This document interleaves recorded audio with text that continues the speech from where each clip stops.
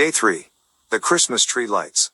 On a cold December night, theologian Martin Luther was walking through the forest and spotted the twinkling of stars through the branches of the giant fir trees. Overwhelmed by the amazing beauty of God's creation, he cut down a small fir tree and took it home. Martin Luther gathered up all of the candles in his home, lit them, and carefully placed them on the branches. Psalm 19:1 says, "The heavens declare the glory of God, the skies proclaim the work of his hands." As Martin Luther's children watched the flickering flames of the candles, they were able to experience the beauty of God's creation in their own home. Takeaway: spend some time looking at the stars in the sky and think about all of God's amazing creations.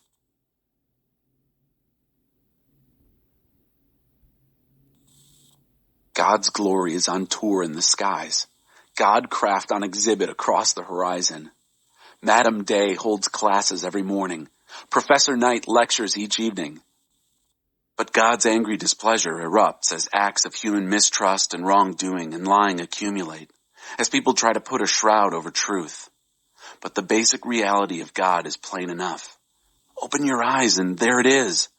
By taking a long and thoughtful look at what God has created, people have always been able to see what their eyes as such can't see. Eternal power, for instance, and the mystery of his divine being. So nobody has a good excuse. What happened was this. People knew God perfectly well, but when they didn't treat him like God, refusing to worship him, they trivialized themselves into silliness and confusion so that there was neither sense nor direction left in their lives.